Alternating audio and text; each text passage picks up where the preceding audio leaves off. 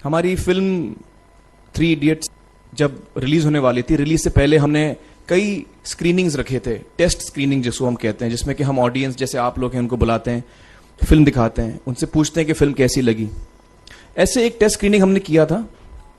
बंबई में एक फैक्ट्री में कारीगर लोग काम करते हैं, तो करीब 25-30 कारीगर आए थे उस स्क्रीनिंग में। स्क्रीनिंग के बाद उनका एक कारीगर था, उसने मुझे एक सवाल पूछा जो बहुत कमाल का सवाल था।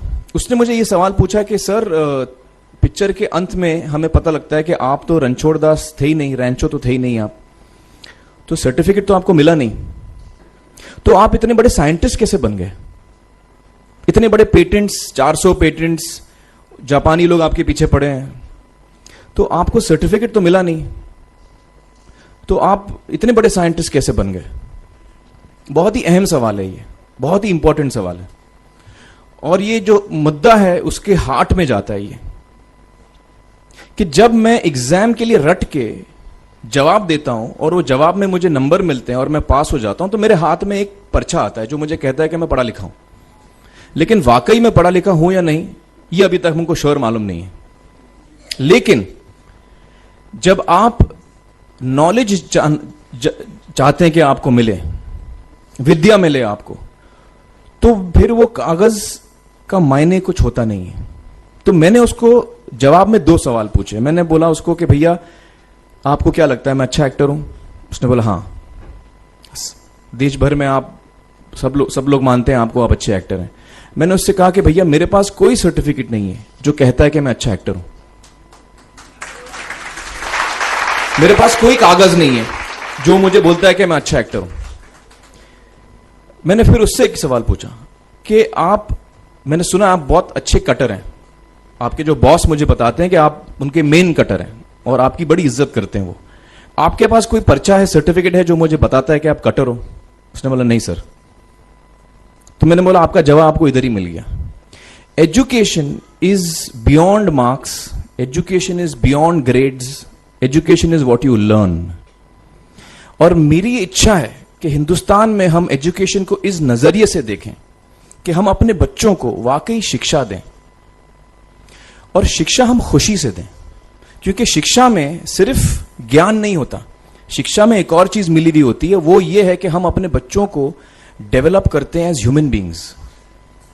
आगे चल के वो जिंदगी में अच्छे इंसान बने, आगे चल के वो अपने पैरों पे खड़े रह सकें, आगे चल के वो इज्जत की जिंदगी जी सकें, आगे चल के वो दूसरों के बारे में ध्यान रखें, आगे चल के वो किसी के चेहरे पे मुस्कुराहट ला सकें, आगे चल के वो किसी की मदद कर सकें।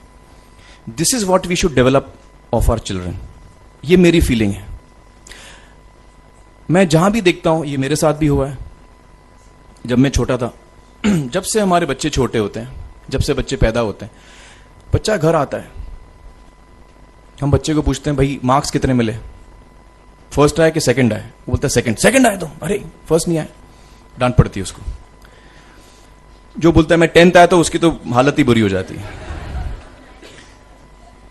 बच्चे को लगता है यार ये फर्स्ट आना बड़ा जरूरी है।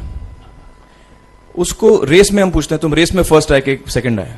में हम उसको बचपन से, जब से वो लोअर केजी में होता है, जब लोअर केजी में रेस होती है, चमचा मुंह में लगा के उसमें नींबू डाल के भागते हैं, उसमें भी हम बच्चे को पूछते हैं अरे मेरा बेटा फर्स्ट आएगा, ला बेटा मेरा फर्स्ट आना, मतलब पेरेंट्स चिल्ला रहे हैं बेटा भागो, मतलब नींबू लेके भागो। तो उसमें होता क्या है कि बच्चे को लगता है कि यार ये बड़ा जरूरी है। मेरे पेरेंट्स को हमेशा, मेरे पेरेंट्स मुझे एक ही सवाल पूछते हैं, मैं फर्स्ट आया कि नहीं। उसके जहन में ये बात बैठ जाती है कि मेरे को अव्वल आना है, मेरे को कंपीट करना है, मेरे को बाकी लोग से आगे निकलना है। टीचर्स भी यही सवाल उसको पूछते हैं आमतौर पे, मेरे साथ हुआ है। होता क्या है कि जब वो बच्चा 21 साल का होता है तो वो बड़ा सेल्फिश हो जाता है, और उसको सेल्फिश हमने बनाया, हमारे सिस्टम ने बनाया। वो अपने बारे में सोचता है और किसी के बारे में नहीं सोचता, क्योंकि यही हमने उसको ट्रेन किया बचपन से। बचपन से हमने उसको यही ट्रेन किया कि बेटा तुम पहले आना, बाकी सब लोग को भूल जाओ। तो जब वो नौजवान बनता है तो उसका नजरिया सोसाइटी की तरफ यही हो जाता है कि भैया मुझे आगे बढ़ना है, बाकी सब बाय हुक और by crook I must succeed, I don't care about anybody else. मेरा ये दिल कहता है, मेरा ये दिल चाहता है कि अगर हम जितने यहां पेरेंट्स हैं एडल्ट्स हैं, यंगस्टर्स हैं जो कल जाके पेरेंट्स बनेंगे। अगर हम अपने बच्चों को ये सीख दें जब वो छोटे हैं, जब वो घर आए हम उसको ये सवाल पूछें, ये नहीं पूछें कि मार्क्स कितने मिले, उसको ये पूछें कि बेटा आज तुमने किसकी मदद की, आज तुमने किसके चेहरे पे मुस्कुराहट लाई।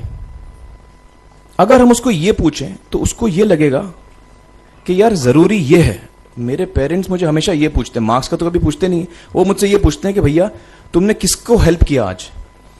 तो हेल्प करना लोगों को, लोगों के बारे में सोचना, लोगों के चेहरे पे मुस्कुराहट लाना, ये मेरे पेरेंट्स के लिए बड़ा इंपॉर्टेंट है।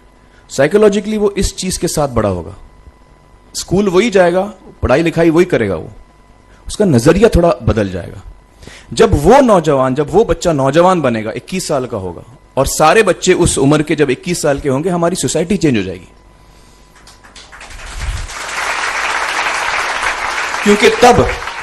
क्योंकि तब हमारी सोसाइटी में ऐसे नौजवान होंगे जो खुद के बारे में नहीं सोच रहे, दूसरों के बारे में सोच रहे हैं। तो मुझे लगता है कि सबसे बड़ी चीज जो हमारे एजुकेशन सिस्टम में मैं देखना चाहूंगा, जो मैंने अपने स्कूल लाइफ में नहीं देखी, कि हमको ये अहमियत इस पे दी जा रही है कि हम अपने आसपास के बच्चों को कितना हेल्प कर रहे हैं।